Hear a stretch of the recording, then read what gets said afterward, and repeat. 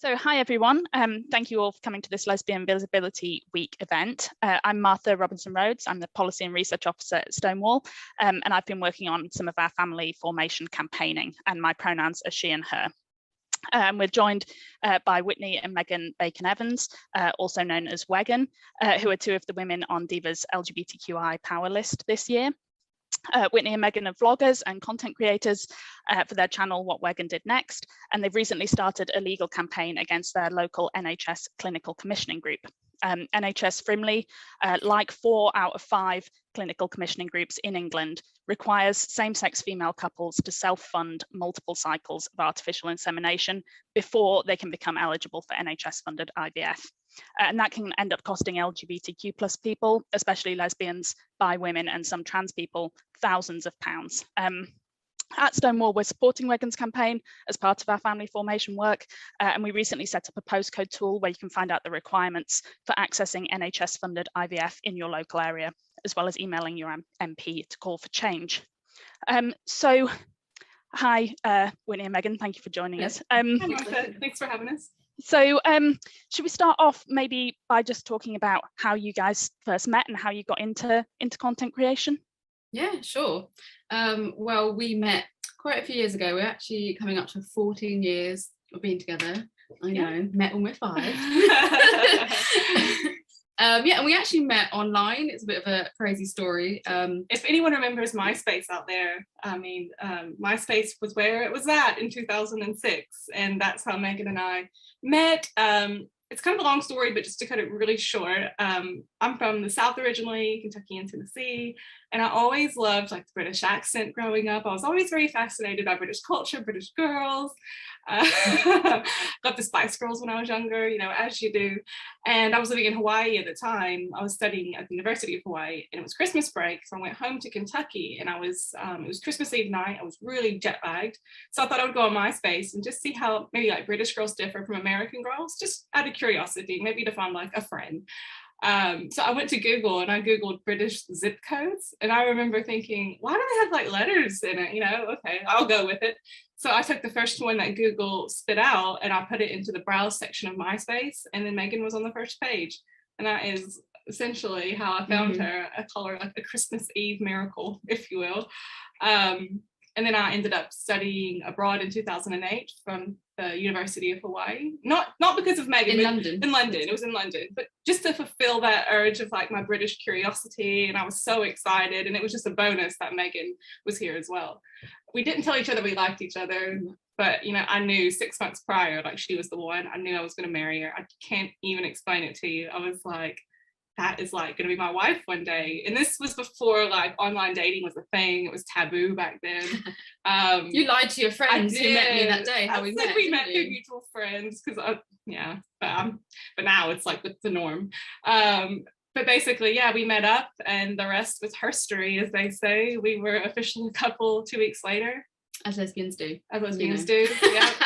And then we ended up actually doing 4 years long distance from Hawaii to the UK.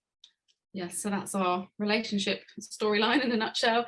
And then along with that, I decided to set our blog up in 2009, because you know that's when blogs were big, and just called it What Wegan Did Next, and decided to document our long distance relationship. But also one of the main reasons was to provide visibility for lesbians, because certainly for both of us growing up, we felt there was a great lack of representation in the media. Still is really, although a lot better now, obviously. Yeah, so I just thought if we put our faces online showing like a happy lesbian couple, then maybe it would help a young girl come to terms with being gay. And it just organically grew from there, really. We obviously went on to Instagram and YouTube as it all came along, and we're very lucky that now we do that as our job. We work together, we're together 24/7, so after doing 4 years of long distance, we're still making up for lost time. We don't spend a day apart. That's really lovely. Thank you for sharing. So obviously the kind of focus of this panel is thinking about getting pregnant and starting a family. And so I wondered a bit about what you expected when you first decided that you wanted to start trying to get pregnant. How did you expect the process would go? well, we always knew we wanted kids from like the moment we met, essentially, and we even have their names picked out from 10 years ago. So we were really excited, and in 2020 we felt like, you know, this is the year, let's do it. We were really positive, and then COVID came in and all that kind of stuff happened, but we were still really hopeful, weren't we? Yeah, I think and thing is, one is being like hopeful and excited, but at the same time having no idea, no clue where to start. How do we create a family as a same-sex couple? So yeah, I guess it was almost like naive in the sense of thinking somehow we'll figure it out and it maybe be easy, but we just didn't have the resources. Yeah, where do you start? What do you do first? And that is still a confusing thing to figure out, because there's so many different, obviously, like factors you have to even think about to begin with. But yeah, certainly for us, we expected to do home insemination. We always knew we wanted to get sperm from a sperm bank, so that it was medically screened, and no rights to the child, obviously. And then we even spoke about the fact we were getting sperm from a sperm bank and doing home insemination. And then I think it was one of our followers that messaged us saying, you do know you can't actually ship sperm from the sperm bank to your home? And we were like, what? Like, no, this can't be true. And I was Googling it and I was like, oh my God, it looks like it's true. And I even contacted our clinic to say, like, if the sperm gets shipped to you, can I not just go in and pick it up? I thought that sounds like a good idea. Obviously, they're like, no, you have to come to the clinic to have it done. And at that moment, we were disappointed. Because it just takes away that intimate moment. You know, we've been together for so long. It's something we've always wanted to have, that moment in our home. And you're instantly just forced into a clinical setting, which is just the polar opposite of having any like nice moments at home. So instantly we were really disheartened, you know, from that moment. But, you know, we were trying to stay positive still and move forward. And then from then it was essentially just a rabbit hole of just, you know, inequality, discrimination. It's so much, there's so much to say about it, isn't there? Exactly. Yeah. You know, we were in 2020 at the time, and we presumed, as we're legally married couple, that we would be seen as equal in the eyes of the law when it comes to having a family. And so we were therefore shocked that isn't the case at all. And obviously we'll go into all of that. Yeah, so I mean, if you want to go into some of that now in terms of like what the process was actually like and how that differed from your expectations, and some of the different bits of the process that you've had to go through. Yeah, well, one of the first things was finding out what the eligibility criteria is in our area in order to receive funding on the NHS, because at first we thought maybe we do get funding on the NHS to create our family, and we asked our GP and he had no idea, and he said, well, surely that would be discrimination if you didn't get equal access, basically. And we were like, I mean, forward thinking, how I like where he was going with it, but he was like, oh, I'll look into it and I'll get back to you. And we actually never heard back from him. And then it was about half a year later that we actually received a letter on the NHS inviting us to like a telephone consultation with a fertility doctor. So obviously within that half a year, we'd taken it upon ourselves to try and find out as much information as possible. And BPAS, the fertility clinic, actually did a freedom of information request, 2 of them, to our local clinical commissioning group, CCG, to try and find out what our policy was, because actually you can't see it on their website. It doesn't clearly say what same-sex couples are entitled to in our area. And so then obviously after a few months, we presumed always it would be probably the 6 rounds of IUI that a lot of CCGs require in England, and just went with that really. And then it was confirmed that it is 6 rounds, and then it was actually confirmed during our legal action, which we'll get into, that it's actually 12 rounds that we have to fund. They say 6 of which have to be in the clinic, but as we've just said, we have to go to the clinic anyway, so obviously it's 12 rounds in the clinic. And we were just shocked when we found that out, that essentially, you know, they're putting an unfair financial burden on the LGBTQ plus community. So you know, that can cost about 25 to 50k depending on medication, the treatment, cost of sperm is very expensive as well, shipping, just loads of fees, and so we were just completely shocked, one, when we found that out, but then secondly when we found out what the criteria is for heterosexual couples on the NHS, which is 2 years of unprotected sex. So whilst it's a long time, there is no financial burden and there's no evidence required. They don't have to log they've had a, you know, rendezvous. And how do you measure it? It could be once every 2 years, essentially. You know, there's no like, you know, what is the accountability for 2 years? So when we realised that obviously there's a clear difference there, that's when we were like, well, clearly this is obviously discrimination. And we heard more stories from our followers, how they've had to spend 100 grand, for example, and still not at the point where they can get help, or they already know they have infertility issues such as polycystic ovaries, and the doctor said to them, like, well, because of your lifestyle you're going to have to self-fund it, but if you're straight you would have just got it on the NHS. And it's just horrific what people have been having to go through for years, and we had no idea. So for us, we just decided that, you know, something had to be done. And well, we can talk about it. First launched the petition. Yeah, we launched the petition in 2020. I think it was in November, just to kind of raise awareness. And we were calling upon Matt Hancock, because he previously said that he was going to review the fertility sector, and then that didn't happen. So we were really just trying to get some attention drawn to things that we would like to see happen. Which it was positive. It got picked up in the media, and it, you know, the message was getting out there. It was kind of the precursor to what was to come. And then from that point on, we essentially teamed up with Lee Day law firm, and that is when we launched a judicial review. Yes, so we basically decided to take legal action against our CCG in the hopes that, you know, if it is found to be discrimination, that it will set a precedent of change and roll out to other CCGs. That is our ultimate goal, is to, you know, help create equality for future LGBTQ plus families. It's not for us, it won't impact us as such. I'm already going to be too old soon. Yeah, the lovely age guidelines that we have, 35. So yeah, that's, you know, we just decided to take the, you know, the next big step in order to create change and create further awareness, which has been happening since November last year. Great, thank you. And just to clarify for people watching who might not know, IUI, which you mentioned, stands for intrauterine insemination, which is when sperm is directly inserted into the womb, which is different to IVF, or in vitro fertilization, which is where an egg is fertilized by sperm outside of the body and then implanted into the womb. And IUI is cheaper but has lower success rates than IVF. So I just wanted to kind of mention that. So you mentioned obviously all of the kind of multiple different costs involved, and I just wondered if you can kind of talk through, in addition to having to pay for 12 cycles of IUI, some of the other costs, and maybe if you could estimate how much that's cost for you personally. Obviously it will vary in different areas because of those different requirements, but yeah, what that's been like for you personally. Well, for us, there's when you go to private clinic, there's like mandatory testing that they want to do that you have to pay for. So that might be, well, that is checking your AMH level, so your hormone egg level, to know where your egg reserve is at, internal ultrasound, and that's maybe about £400 or £500 each.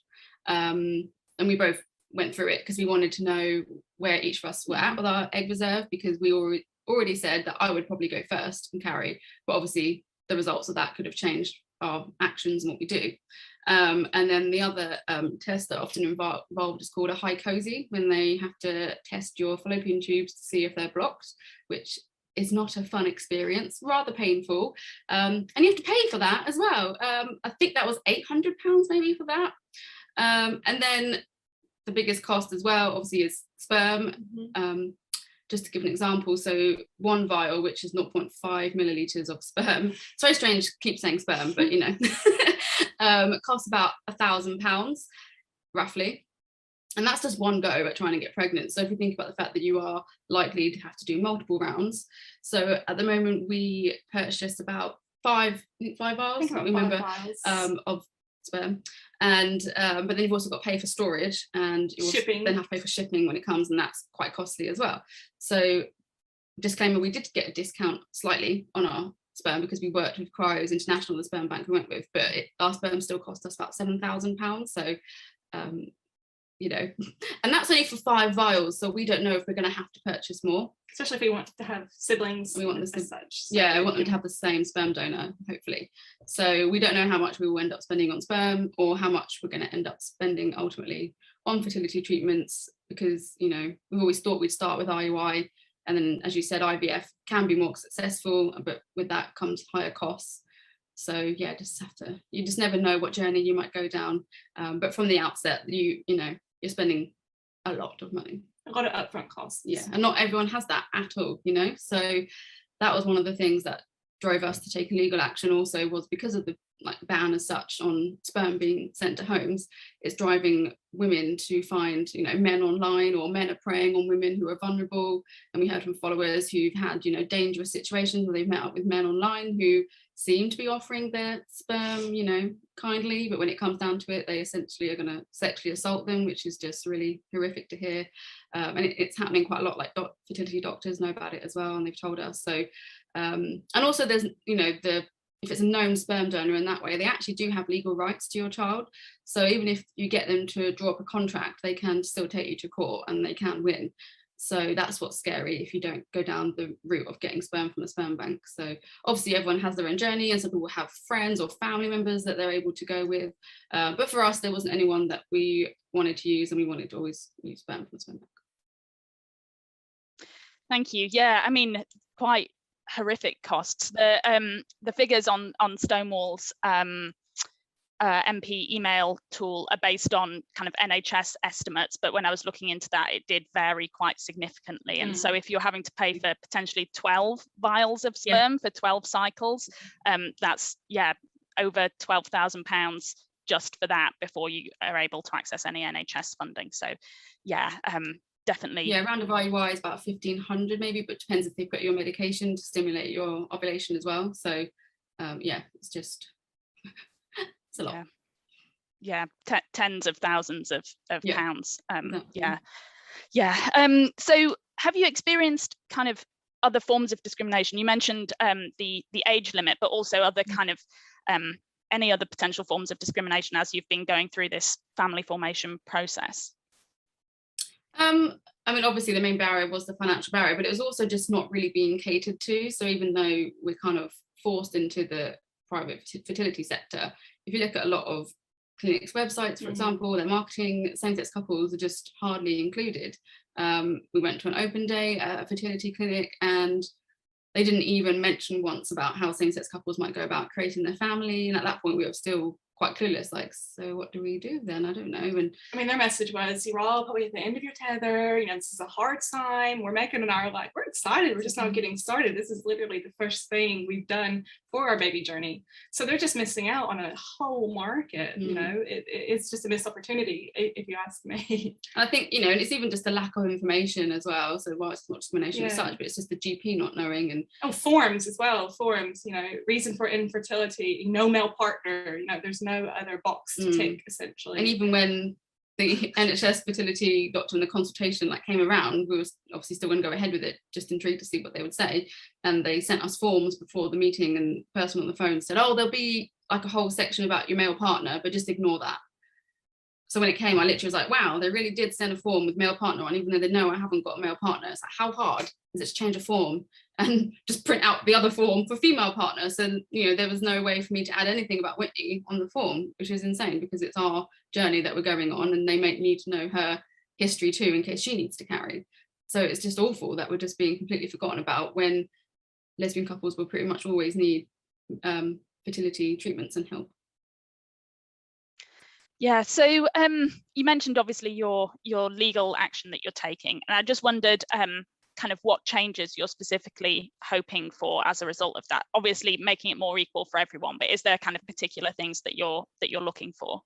I mean, ultimately for us it would be to just equal access to fertility treatments. So for example, NHS Scotland, they already provide fertility treatments, and I believe it's 6 rounds of IUI, and then if not successful, it's 3 rounds of IVF. And Wales, we hear, are really good as well. So we would be looking, hopefully, to receive a similar, you know, level of support in England across wherever. It doesn't matter where you live in England, because there's obviously the postcode lottery, that they would at least, you know, give a few rounds of IUI and a few rounds of IVF. And that would, you know, we just want to be put on a equal playing field, essentially, to heterosexual couples. We don't want to take away from anything they're getting in the slightest. We just want to be equal. And that's where some people kind of get confused with, you know, what we're doing. We've had messages saying, oh, you just want to jump the queue. And we're like, no, we just want to be next to you in the queue, you know? So yeah, that's essentially it. But ultimately the first thing really is for there to be a review of the fertility sector from the government, and also a review of the NICE guidelines, which are the guidelines that obviously they are guidelines, not mandatory unfortunately, but they obviously suggest what the CCGs should follow. And like you said, with age, for example, they say it should be the age of 40 under the NICE guidelines, but a lot of CCGs pick 35, sadly. So that would be something we'd like to see change as well. Let's add it to the list. Absolutely, and also the ban on home insemination would be a great start as well. Yeah, we really like for them to look into alternative ways. So whether it is, like you said, maybe the sperm gets shipped to the clinic you're working with, and the clinic lets you take it home so that it's documented you've picked up the sperm from them. It's a very clear lineage of where you've got your sperm. I don't see why that isn't possible. And the only reason I can see is to make money, because as a married couple, we're already legally protected by using sperm from a sperm donor bank. So if you're not married, then yes, you might want to prefer to go into the clinic because that does give you more protection. But other than that, then I think there should be other ways, especially because even if if they don't roll out IUI for everyone, for example, then women are still going to be having to go down dangerous routes, and that's just something we really want to stop. Yeah, thank you. And you mentioned obviously the situation in Scotland and Wales, which is different, and it's important, I think, for people watching to emphasise that this case with the postcode lottery and CCGs is the case for England, and it varies across England, and the situation is better in Scotland and Wales. And also in some places in Yorkshire, some CCGs in Yorkshire have the 6 cycles of IUI are funded before you then get the IVF. So it is possible, obviously. And exactly. Yeah, that's what people say to us, and we're like, it is possible. It's great to have the comparison though, of Scotland, Wales, and Yorkshire as well, just to show that it is possible, because it can be done, and it should be done here in England as well, in all parts. Yeah, definitely. So what has the response from the LGBTQ community been like to your legal action? You've mentioned, hearing about people's stories. So I just wondered if you could talk a bit about that. Overall, we've received a very positive reaction. We were very nervous when we embarked on this, so not going to lie, but the response has been great. It just shows that there was a real need for this, and just to see the impact it could have on those to come is overwhelming, fulfilling. Just recently we received a message from one of our followers who is a bit younger, but she had already, I guess maybe through what we've been talking about, the costs involved, realized that she would never be able to probably afford to create her family, because she just knows that from her working class background and the jobs that she's in, that she's not going to be able to ever save that amount of money. So she messaged us to thank us, to say that we literally could change her life. And I was just like, I did cry, I think of that, because I was like, oh my gosh, it's just when you receive messages and you can put a face to it as to who this could be impacting, it's amazing, really. And and I'm sad at the families who have obviously gone before us, or tried to create a family, because there's people who have messaged us saying that they have tried to fund their own treatment, and they maybe even spent £100,000, but they still didn't get to the point where the NHS would step in and help them, and they've now not got a family, and they're in debt, and they've now given up on hopes of ever having a family, and that's just devastating. Absolutely. So yeah, we had whilst it's like a positive response in the LGBTQ plus community, it's also like a sad one, because it's people telling us their stories of what they've all been going through, which just, as we said, sort of enhances the reason as to why this is so important and why we have taken this action. And equally, we received a really positive response from the press. So we weren't expecting to be absolutely inundated when the judicial review was launched in November, and it was an absolute whirlwind, crazy press week for us that we just didn't expect, nor were we really prepared for, even though we thought it might happen. But when we woke up and literally my phone was just like ringing off the hook, and I was like, how did you get my number? It was just like a scene out of a movie, like really weird, from all the journalists, but everyone was supportive, like all the press, which we were surprised about. But I was really grateful to them for giving us that platform and that space to talk about the issue, because it was able to reach such a wide audience. So for that, we're really grateful for it, and it has worked. We have put a lot of pressure, on the government, and we have heard, behind the scenes that things are hopefully positively happening, but we just, we're keeping our fingers crossed, because we're still kind of in the dark, essentially. Yeah. So yeah, hopefully positive developments, and yes. Yeah, it's good that the response was so supportive.